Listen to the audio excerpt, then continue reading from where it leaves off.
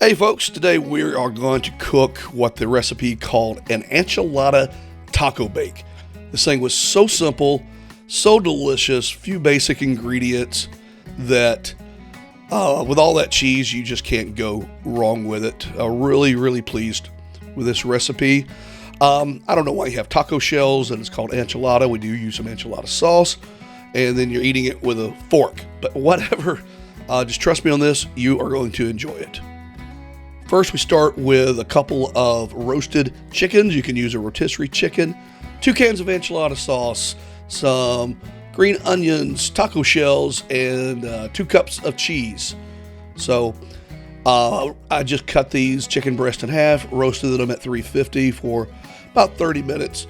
If they're not cooked all the way through, that's all right because we're going to cook this anyway, but I let them cool a bit so we can handle them. But I did get this chicken up to a 165 to kill all the nasties, all the salmonella, all that other good stuff. And then I just go to chopping. You could certainly use a fork to shred the chicken. It was still a little bit too warm to be handling with that, so basic chef's knife, it worked pretty good. I will say the original recipe only called for 1 can of enchilada sauce, but I love that flavor, and I think it was worth doing the extra can. You'll see why shortly where we put those, but in the meantime, I'm just shredding this chicken up, chopping it fine, nothing complicated here.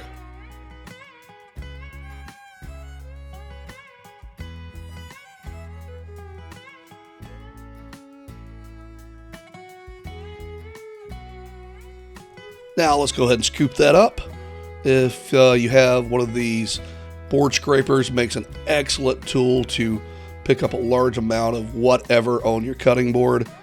I use 2 of them because I always have one in the dishwasher and 1 clean. Now we're going to add in a can of our enchilada sauce. Yep, I am using generic Walmart brand enchilada sauce. It's like 68 cents. Don't hold it against me. I got 2 little kids and they are really expensive. So, original recipe just called for half a can to be mixed in with the chicken.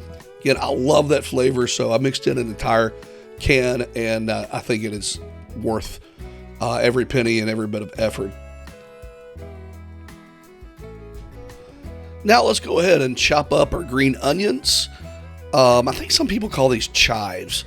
Is that the same thing? If you know, please leave that in the comments. So we're just going to chop these up kind of finely and set them aside. And did I mention that this is one of those recipes that is just a simple, easy midweek meal. It's just hearty. It's got so much flavor to it. Can't say enough good things about this one. So we got those chopped up. Let's just set them to the side. And now we stuff our pan with taco shells. Make sure you use the hard shells. I was tempted to use the soft shells, but the taco shells were the best part of this whole dish. Just soaked in all that goodness. So just put in as many as you possibly can. If you need to double layer some, go ahead and do it. Just use the entire pack. These things are just delicious. Now we're going to just stuff all of our shells with the chopped up chicken breast and enchilada mix. Nothing exactly complicated here. We're just going to dump everything in until we run out of chicken.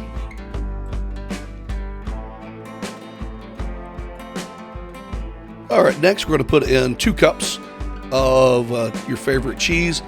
I use this, quote, Fiesta blend. I don't know what makes it a Fiesta blend. Got a little melted there, had it a little too close to the stove. Anyway, just dump it all in. Nothing complicated there. Just put every bit of it in. I think I had some mozzarella, some jack cheese. I don't know. Just choose a Mexican blend or something of that nature. You'll be all right. So next we're going to pour in that other can of enchilada sauce. Nothing complicated here either. Just dump it in, spread it out. No big deal. And then we're going to take our green onions, spread those out again as evenly as you can, but it doesn't have to be perfect here. Now, the original recipe says bake at 350 for 10 minutes. I think you need to bake it for about 30. So instead of just melting the cheese, actually cook it a little bit. And of course, now I'll get to clean up the stove. I've noticed since I started making these videos, my stove shows every little speck of everything. So either way, that's clean. Now, one more spot. Now we have our Williams-Sonoma oven mitt that my dad calls a welding glove. I'm going to pull this guy out, and that is awesome, folks. So I wished you could smell this. It's so simple, but so delicious.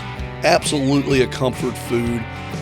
Don't be shy. It's not going to look pretty on your plate. Just scoop some out, plop it on the plate, and eat it. You won't regret this one. It's one of the top 3, maybe top 5 recipes we've tried so far. So I think you'll really like it.